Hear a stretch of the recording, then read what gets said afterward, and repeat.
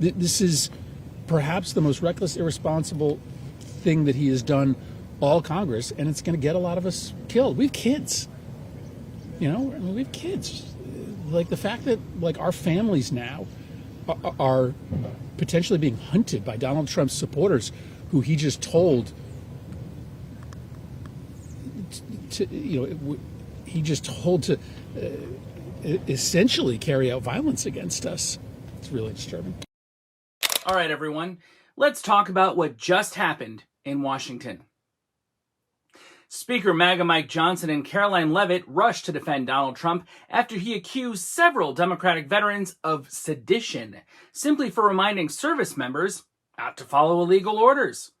Instead of calming things down, they doubled down on Trump's reckless rhetoric and pretended nothing was wrong. Fainting couch with all the frills. He was going to just flop over. I tell you, he was so shocked and stunned. These people are lying through their teeth. These people are lying through their teeth. He didn't say it. It was just half. It was like Joe Biden when he said fat. Just so anyway, do that. These people are lying through their teeth.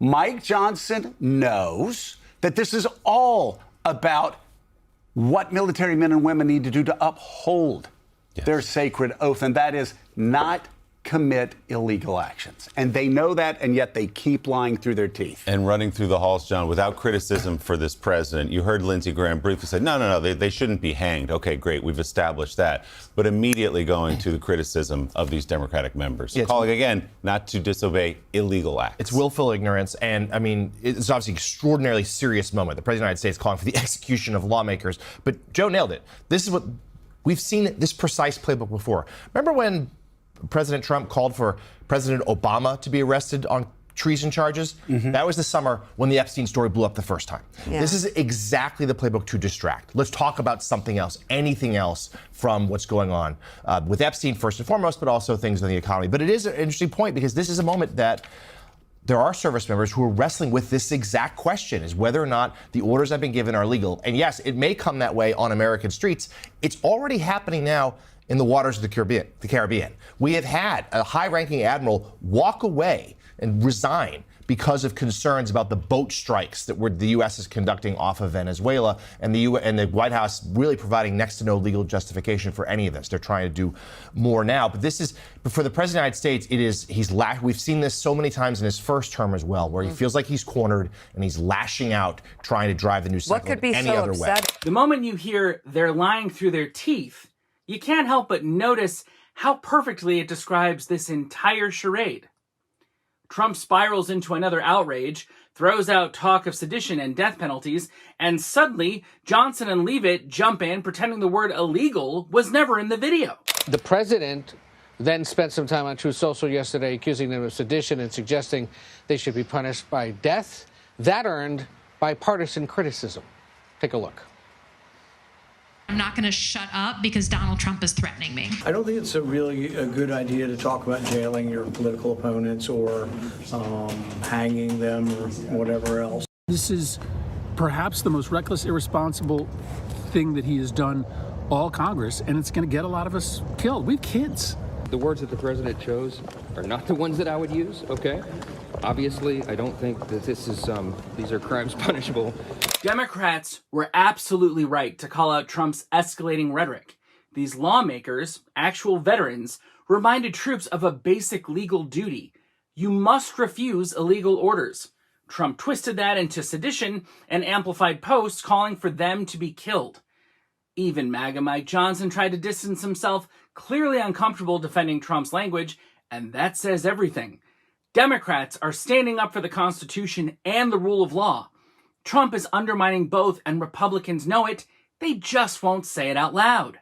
They are literally saying to 1.3 million active duty service members not to defy the chain of command. Every single order that is given to this United States military by this commander-in-chief and through this chain of command, through the Secretary of War, is lawful. To suggest and encourage that active duty service members defy the chain of command is a very dangerous thing for sitting members of Congress to do, and they should be held accountable. members of Congress in the Senate and the House should not be telling troops to disobey orders. It is dangerous. It damages our military and our national security. And I can't even believe that this is a controversy. I mean, what they did was, I think, unprecedented in American history, and it should be called out. And that's what the president is expressing. Karoline Leavitt and Mike Johnson aren't clarifying anything. They're running defense for Trump. They intentionally erased the word illegal to paint Democratic veterans as dangerous. They know the military is required to reject unlawful orders, yet they twist the truth anyway. This isn't patriotism, it's just blind loyalty to Trump. But first, congressional leaders are calling for President Trump to be, quote, condemned forcefully. This after his post on social media saying some Democratic lawmakers who urged members of the military to disobey illegal orders should be arrested. The president then went on to say they should face the death penalty for what he called seditious behavior. White House Press Secretary Karoline Leavitt walked back part of the comments, saying the president does not actually want to see members of Congress executed. I want to bring in CBS News congressional correspondent Caitlin Huey-Burns for us. Caitlin, happy Friday to you. What are you hearing from lawmakers today about the president's comments? Oh, Mugo, this landed up here yesterday, and we saw a lot of outrage from both sides of the aisle to the president's comments. Not only Democrats and those Democrats who were in the video, but also Republicans concerned about that rhetoric and what it could lead to. Because, as we've been reporting all year, the threats against lawmakers have increased. Capitol Police has put out data that shows a drastic increase this year compared to previous years, and that has steadily been on the upward track over the past several years. So lawmakers up here were already under high alert, and we saw actually in that budget resolution that passed last week to fund the government was added increased security for lawmakers when they're out and about in their districts and around their homes. So many lawmakers up here expressed that concern and said that the president shouldn't talk like that. And also what was notable to me, what stood out to me, was from Senator Chris Murphy of Connecticut, a Democrat, who said, look, we all have kids. You know, this isn't something that necessarily only affects us, but also families. And in those threat assessments that we get from Capitol Police, the threats are also made against families as well of these lawmakers. What we're watching right now is the collision of responsibility and recklessness. Democratic lawmakers, many of them veterans, posted a simple reminder rooted in military law. Service members must refuse illegal orders. That's their oath. And instead of addressing that seriously, Trump jumped straight to calling them criminals who deserve arrest and even the death penalty. That is not normal political disagreement. That is a dangerous escalation. And here's the part people need to pay attention to. Even Republicans are alarmed. Threats against lawmakers are skyrocketing. Families are being targeted. Senators openly saying, "We have kids." This isn't abstract. People are scared because Trump's words have real-world consequences. Democrats are trying to defend democratic norms. Trump is inflaming tension and pretending it's leadership.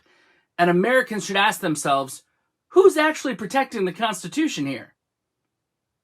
I'm Adam Carr with Debate Media. If you like the video, go ahead and smash that like button. And what the heck, why not subscribe?